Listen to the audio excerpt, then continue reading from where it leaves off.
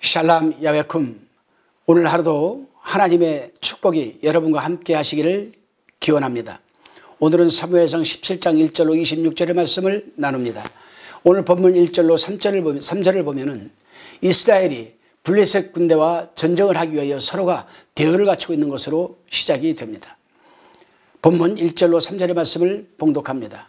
블레셋 사람들이 그 군대를 모으고 싸우고자 하여 유다에 속한 소구에 모여 소구와 아세가 사이 에베스담민에 진침해 사울과 이스라엘 사람들이 모여서 엘라 골짜기에 진치고 블레셋 사람을 대하여 항호를 벌였으니 블레셋 사람은 이편산에 섰고 이스라엘 저편산에 섰고 사이에는 골짜기가 있었더라. 성경을 읽어보면 왕으로 세움을 받은 사람이 하나님의 말씀에 순종을 하게 되면 주변 국가들이 아무리 강대국이라 할지라도 얼씬거리지를 못하게 했습니다. 왜요? 하나님이 지키시고 보호해 주시기 때문입니다. 사울은 자신이 왕이 된 후에 블레셋 군대와 두 번의 전쟁을 치르게 되는데 오늘 본문이 바로 두 번째 전쟁이 시작되는 상황이었습니다. 사울이 하나님 말씀에 불순종함으로써 하나님께 버림받고 무능한 왕이 되자 나라가 곧바로 위기에 처하게 된 것입니다. 이러한 역사적인 사실은 우리에게 얼마나 큰 힘이 되는지 모릅니다. 오늘날도 하나님 말씀에 철저히 순종하는 자는 그 어떤 환경에서도 이겨내고 승리할 수가 있는 것입니다. 그러한 사람이 바로 전쟁을 승리로 이끈 다윗이었습니다. 본문 4절로 7절의 말씀을 다시 봉독합니다. 블레셋 사람이 진에서 싸움을 도두는 자가 왔는데 그 이름은 골리앗이요 가드 사람이라. 그 신장은 6규빗 한 뼘이요 머리에는 노토구를 썼고 몸에는 어린 갑을 입었으니 그 갑옷이 중수가 놋 5,000세겔이며 그 다리에는 농경갑을 찾고 어깨 사이에는 놋단창을 메었으니 그 창자루는 배틀째 같고 창날은 철 600세겔이며 방패든 자는 앞서 행하더라.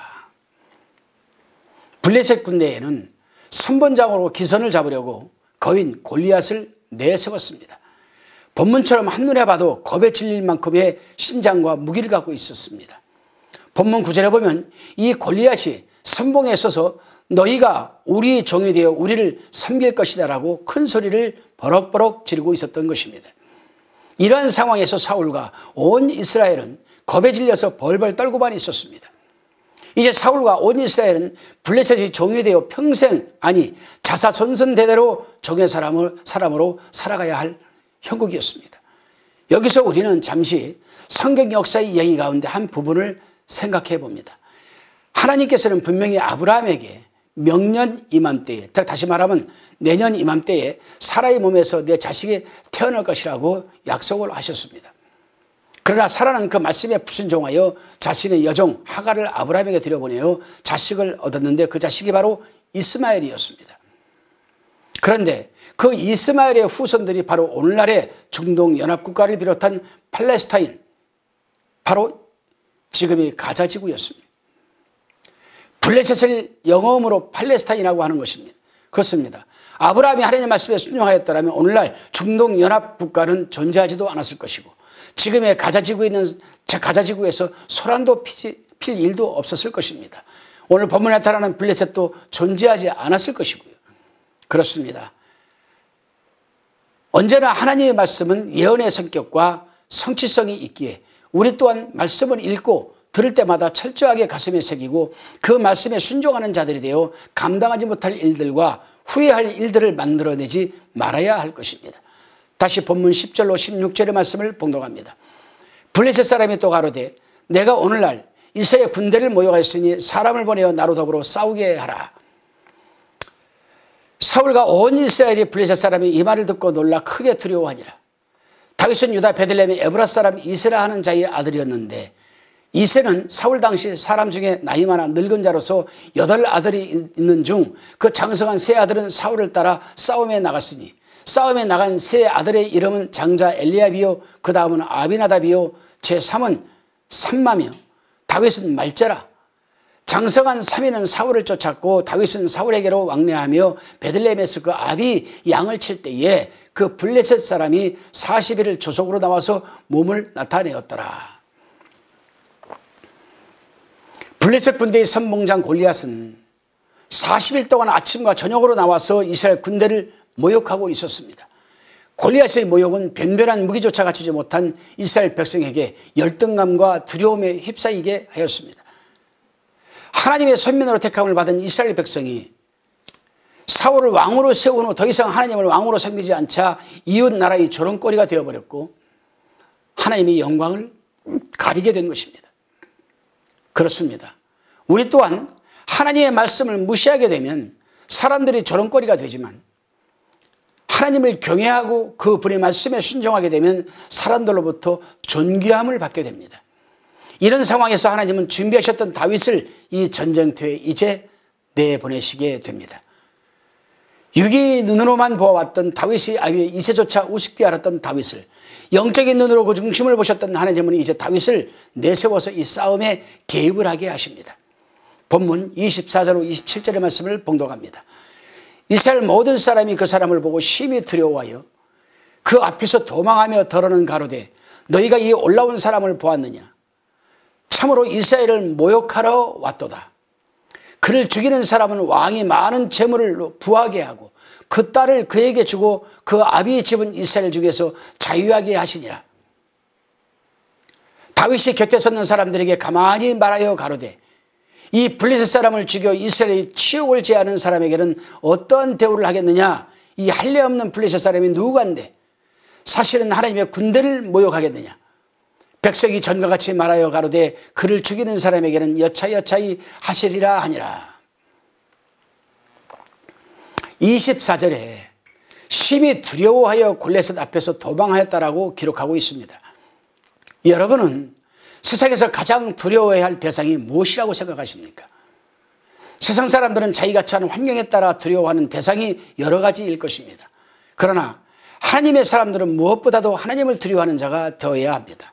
왜냐하면 하나님을 두려워하는 자에게 부족함이 없고 하나님의 인자하심이 클 것이며 복을 받아 누리기 때문입니다. 다시 26절에 다윗이 곁에 섰는 사람들에게 말하여 가로되 이 블레셋 사람을 죽여 이스라엘의 이 치욕을 제하는 사람에게는 어떠한 대우를 하겠느냐?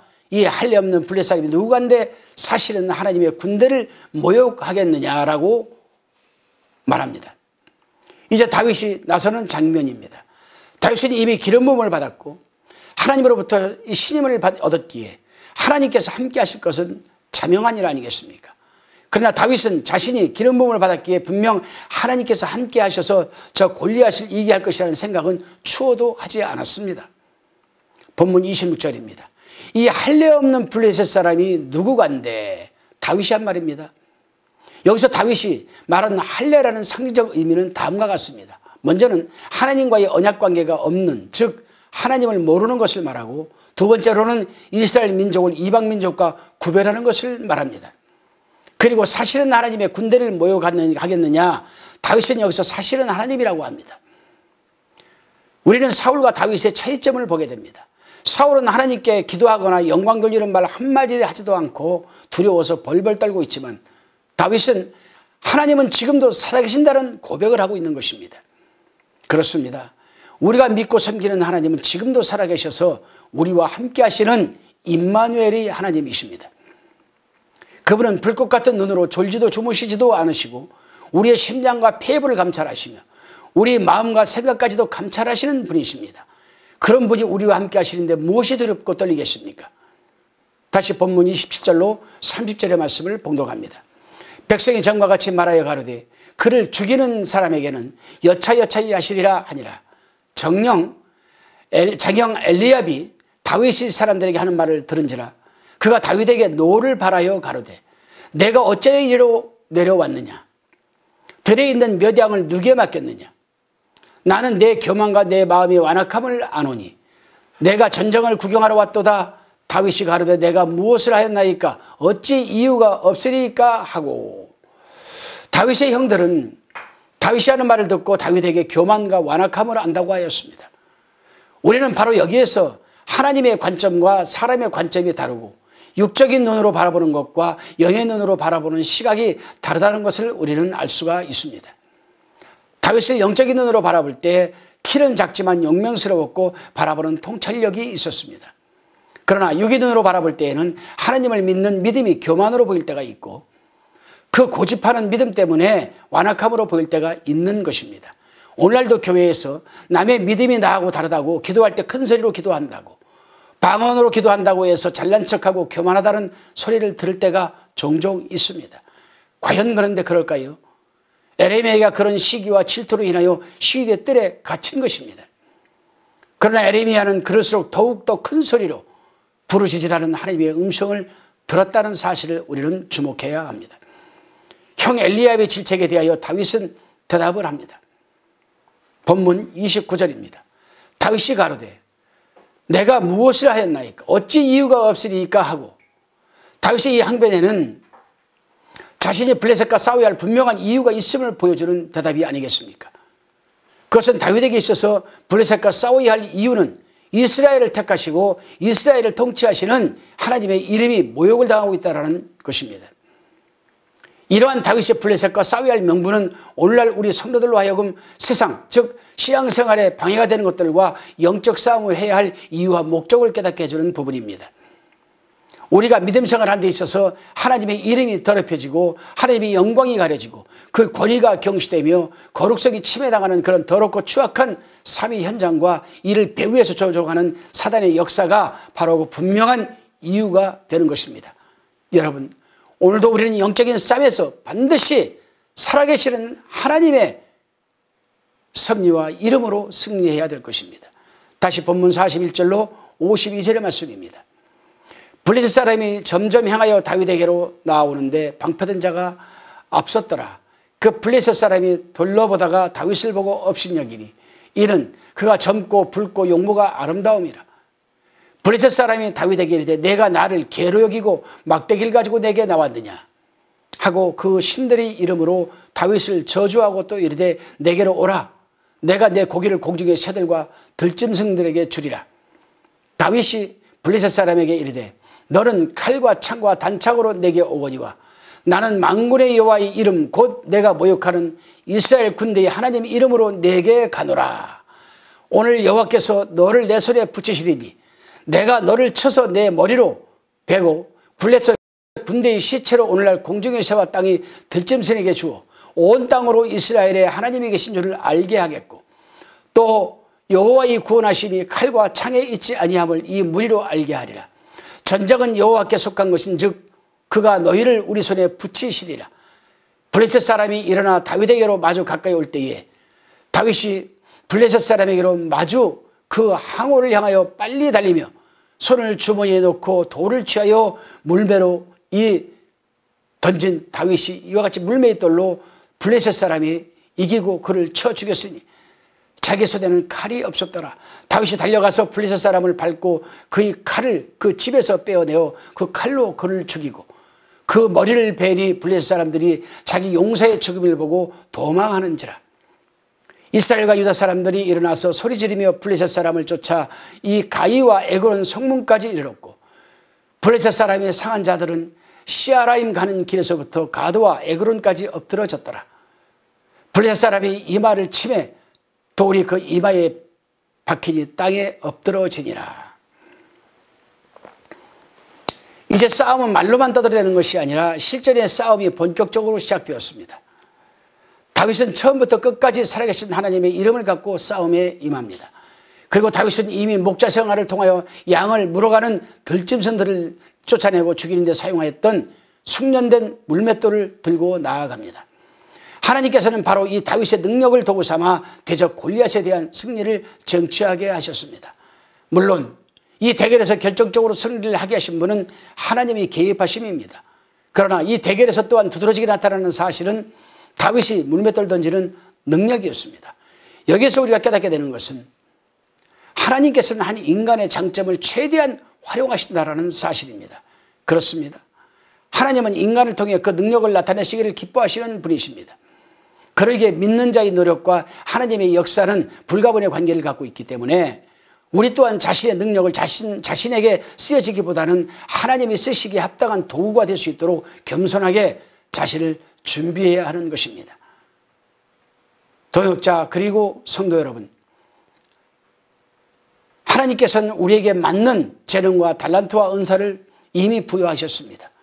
그 재능과 달란트와 이 은사를 썩어 없어질 물질을 거두어 드리는 데 사용하지 마시고 하나님의 영광을 위해서 쓰임받는 합당한 도구가 되어지는 한날이 되시기를 주님의 이름으로 축원드립니다. 기도하시겠습니다. 주님, 언제나 살아계셔서 불꽃 같은 눈으로 우리를 지키시고 보호하시며 우리의 마음과 생각을 읽고 계시는 주님, 오늘도 그런 하나님이 함께 하시기에 담대하게 하루를 살아내게 하옵소서. 분명 하나님께서는 악한 자를 들어 강한 자를 부끄럽게 하시는 분이심을 고백합니다. 그리고 우리가 살아가는 일상의 현장에서 내가 가장 잘하는 그 달란트와 재능을 나를 위해서 사용되어지기보다는 하나님을 위해서 사용되어지는 도구가 되게 하여 주옵소서. 살아계신 예수 그리스도의 이름으로 기도드리옵나이다. 아멘.